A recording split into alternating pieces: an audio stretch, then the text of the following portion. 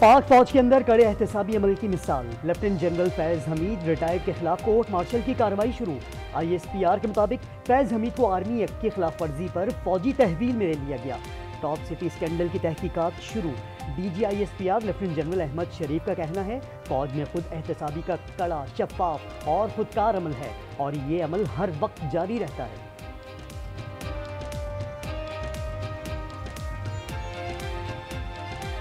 पाक फौज में खुद एहतसाबी एक सख्त कड़ा मगर शफाफ अमल है, एक खुदकार अमल जो हर वक्त जारी रहता है। किसी किस्म की कोई करप्शन हो, किसी किस्म का बैड मिलिट्री ऑर्डर और डिसिप्लिन हो तो ये एहतसाब का निज़ाम एक्शन में आता है।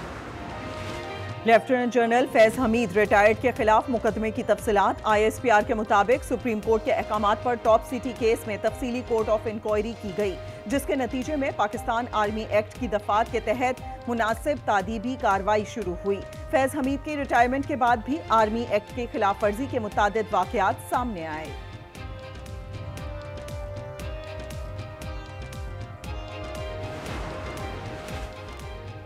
ये इक़दाम पाक फौज के एहतराम और इज्जत में संगे मील साबित होगा।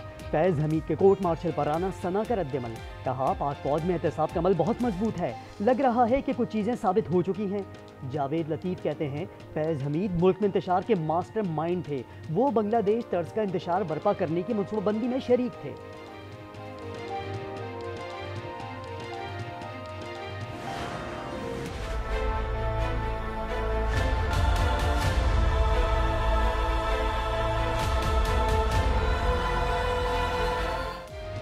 सुप्रीम कोर्ट का अहम फैसला। लीगी MNA अजहर कयूम, अब्दुर्रहमान कांजू और जुल्फकार अहमद को बहाल कर दिया। लाहौर हाई कोर्ट का फैसला कलअदम करार। जस्टिस अकील अहमद अब्बासी ने इख्तलाफी नोट में लिखा हाई कोर्ट के फैसले में सुकम नहीं। चीफ जस्टिस ने रिमार्क्स दिए इलेक्शन कमीशन एहतराम का हकदार है। कुछ जजेस तज़हीक आमेज रिमार्क्स देते हैं।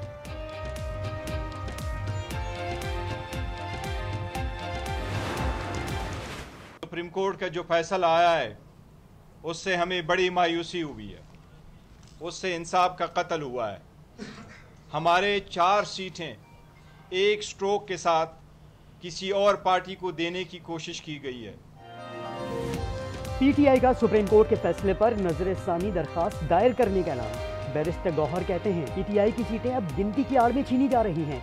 अली मोहम्मद खान कहते हैं मैंडेट वापस नहीं किया गया तो तहरीक अदम एतमाद लाएंगे। बानी PTI को गिरबान से पकड़कर गिरफ्तार किया गया, वो किस बात की माफी मांगे।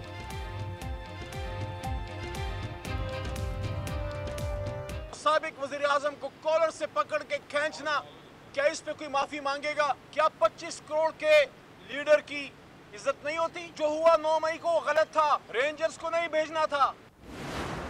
कि ये एक वारदाती पार्टी जो है शोरो वावेला डाल देती है, फॉर्म 47 का प्रचार करते हैं और आवाम की आंखों में धूल झोंक के आज इनका वो फॉर्म 47 का जो झूठा बयानिया है वो भी जमीन बोस हो चुका है और वो रद्द हो चुका है।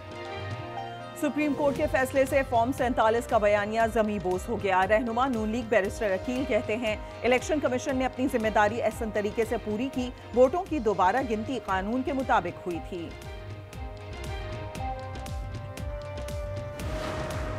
अगस्त और सितंबर बहुत भारी हैं।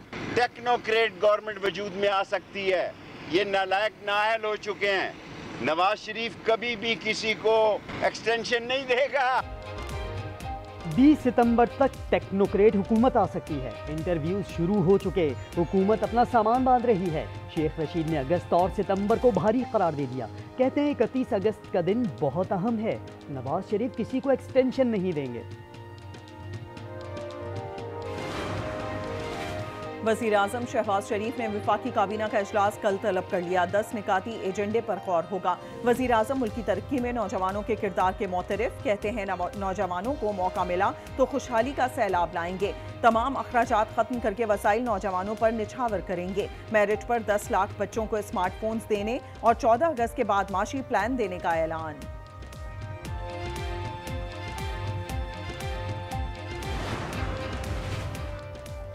सिंध में गवर्नर की तब्दीली की खबरों पर MQN मुतहरिक। फारूक सत्तार ने हुकूमत से अलग होने की धमकी दे दी।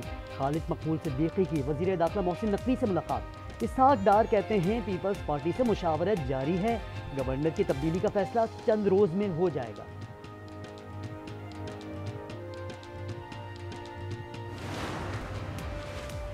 स्कर्दू में पाकिस्तानी कोहपैमा मुराद सतपारा आबाई गांव में सुपुर्द खाक। 8,047 मीटर बुलंद चोटी ब्रॉड पीक की मुहिम जुई के दौरान सर पर चोट लगी थी, आज दम तोड़ दिया। सोगवारान में बेवा और 4 बच्चे शामिल, सदर मुमलिकत का इजहार अफसोस, लवाहिकीन से ताज़ियत।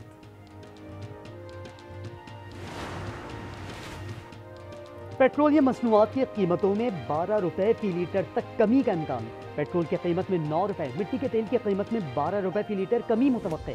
हतमी फैसला वजीर आजम करेंगे।